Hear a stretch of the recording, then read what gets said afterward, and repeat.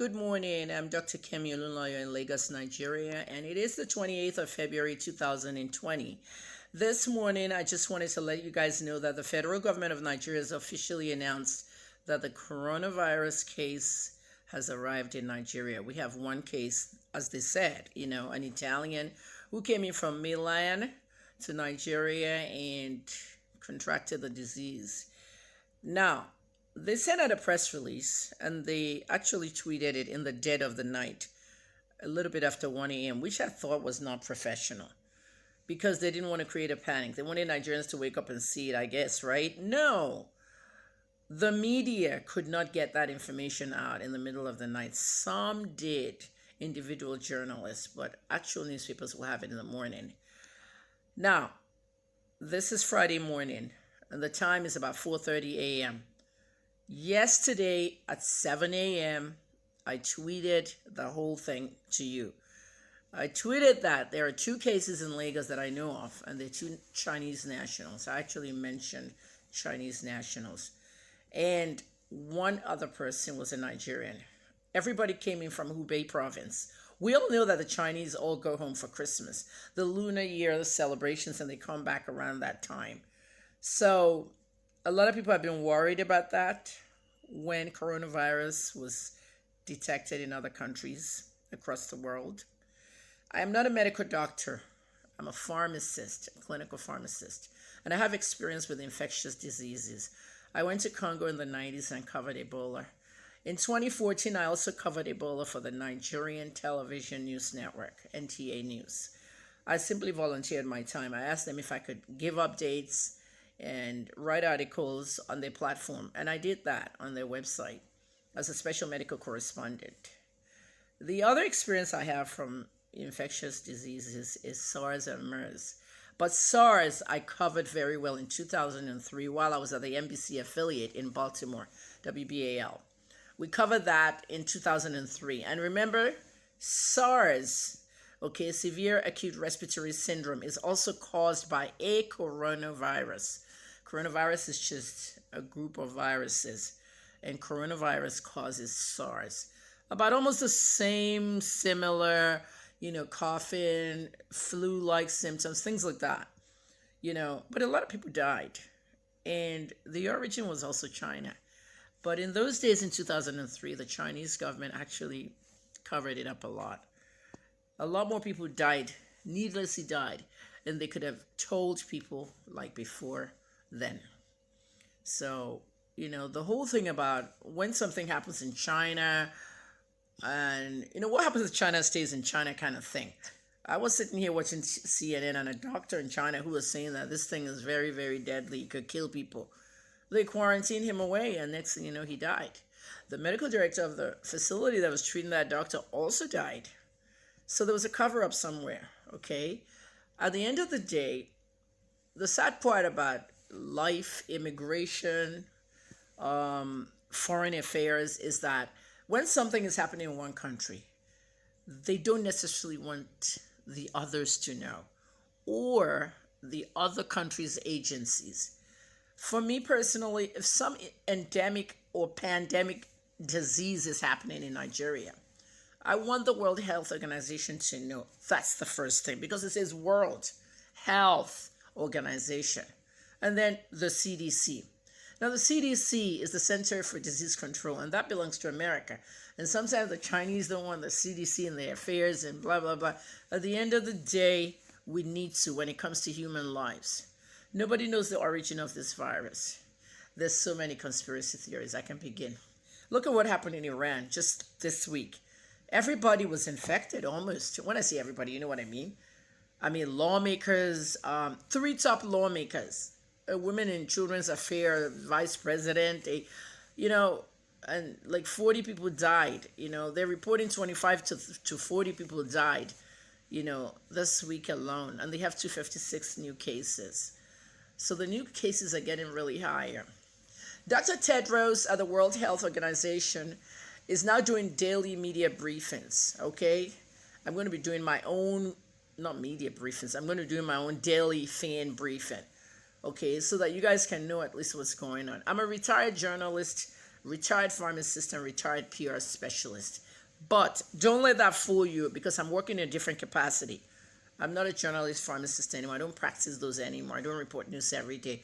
What I'm doing now is I'm a health and media consultant. That's a better way to put it. As a health and media consultant, communications media, I'm studying this disease very carefully, and I'm watching the trends around the world. Let's go back to Nigeria. What's going on in Nigeria is, I reported what I know. Okay, I have contact with those doctors. Being the kind of investigative journalist I am, I get a lot of news tips. I get a lot of people send me stuff that they want me to investigate. I can't investigate everything. Plus, I'm not practicing journalism anymore. Some of you know that 3 years ago around this time, I was arrested because somebody sent me an 8-page letter, and I posted the first page looking for witnesses, and I was arrested. And then the police accused me of being the one that wrote it. And it took so long. I spent 6 months in the prison. I was persecuted. And it took Facebook's legal department to actually prove that I didn't write it. It was sent to me. And they released the phone number of the Instagram app that sent it. Look at what I went through. So it's very hard to investigate everything. But when doctors, 2 different doctors in 2 sides of Lagos contacted me about this, I figured, let me plan this very well and tweet it out on Thursday. If you guys remember the last tweet, I said very soon the government will start tweeting their own. Just remember I told you first. It was funny. I made that last one kind of sarcastic. Jokes aside, we do have cases of coronavirus. I said cases. Okay, I've said it now because the government is still insisting it's just one person that came in from Italy. That press release was done really bad. My second degree is public relations management. They don't hire us because we have ideas. Those with power have no ideas. We with ideas have no power. How can anyone write a press release like that? A man came in on the 27th from Italy. He came in yesterday, and you tested him yesterday, just like that. What about the people you had contact with? Who was in that plane? You haven't done the right thing. You know, Minister Ehani Ray, I think it's Ehani Ray, Osage Ehani Ray. Minister, first you have to call out people. If you are on flight XYZ that came in from Italy, contact the ministry, contact this hospital, go in, get tested, quarantined.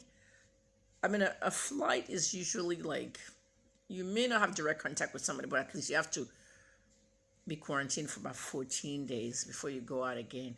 It's going to be so hard to find those people now to go in. This disease may be in the population already.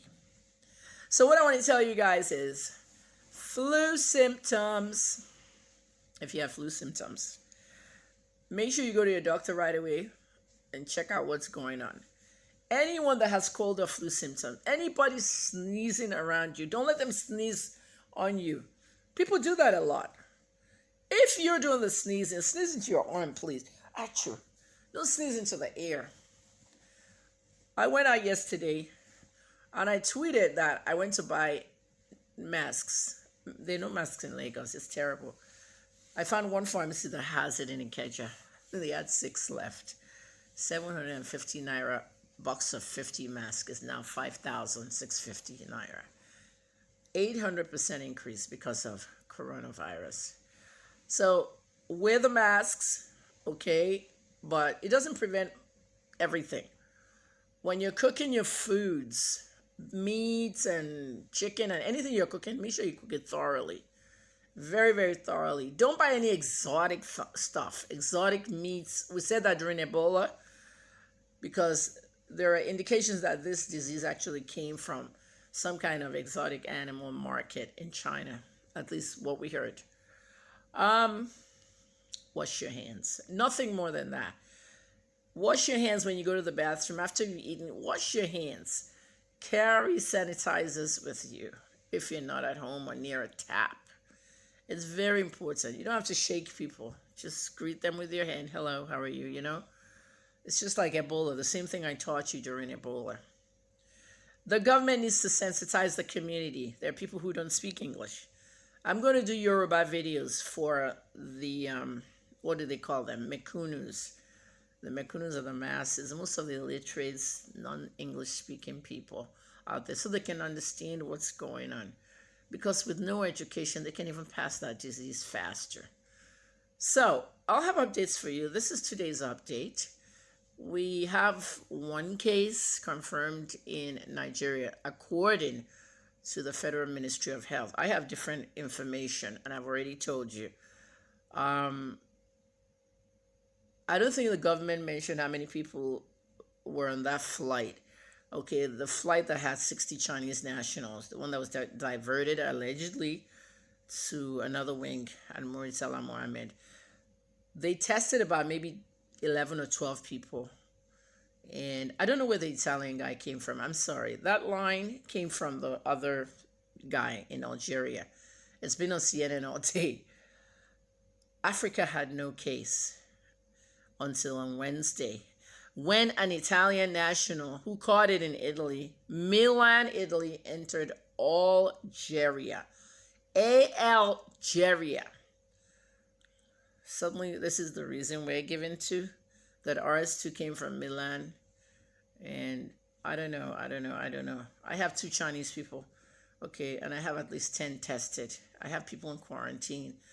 I'm appealing to the Nigerian government to be transparent. I've always been a proponent of underreported news criticisms. News is underreported in Nigeria. Okay, that set of octuplets that was born in Nigeria in January of 2018, all surviving. Oh, wait a minute, one died. But all of them, the rest 7, they're now 2-year-olds. Nobody knows about them. I know because I was there. I saw the doctor. He was a doctor I went to see, a specialist, and he took me into the nursery. There are many things in Nigeria happening that are underreported by the media, simply because the MSM here takes orders from the politicians. If the politicians already don't own the stations and the newspaper, I can only be transparent, okay? My father's a high-ranking politician in the ruling party. I care less. I just tell you how it is, all right, as a good journalist. We need to do more. I don't know how they're going to do it, but I'm watching. We're not going to loot that money. During Ebola, they gave us a certain amount of dollars. I think it was 20 million, and we only used a certain amount, and everybody shared the rest. We can't have that. We have to be ready. The continent is the only place that there was no case. And as we're going to wake up now, 5, 6 o'clock, everyone's going to carry it. CNN, everybody, oh, a new case in Africa. So that'll be what? The second case, right? We had enough time to prepare. Some people say, how come it hasn't hit the continent?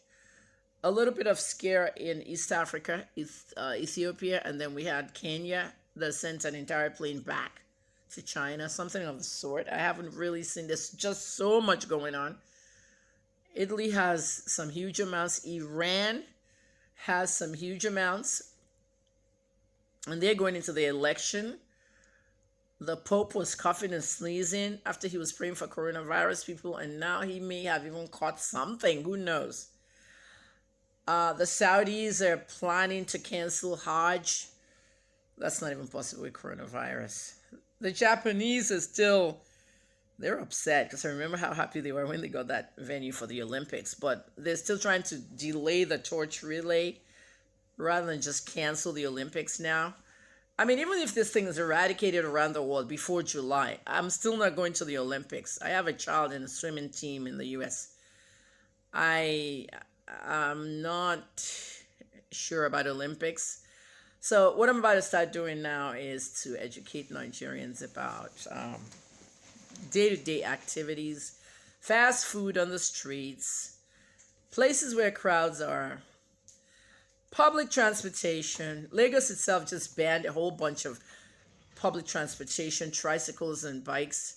Everybody's taking an Uber or a stranger's car. Now, are you going to be able to enter a one-chance car if you know that there might be some kind of coronavirus? You don't know who's even been in your Uber before you entered it. So those are the things I want to pay attention to, sensitizing people on the streets. Thank you so much for listening. I'll have more as it comes in. I'm Kemi Lawyer at Kemi Lawyer on every social media.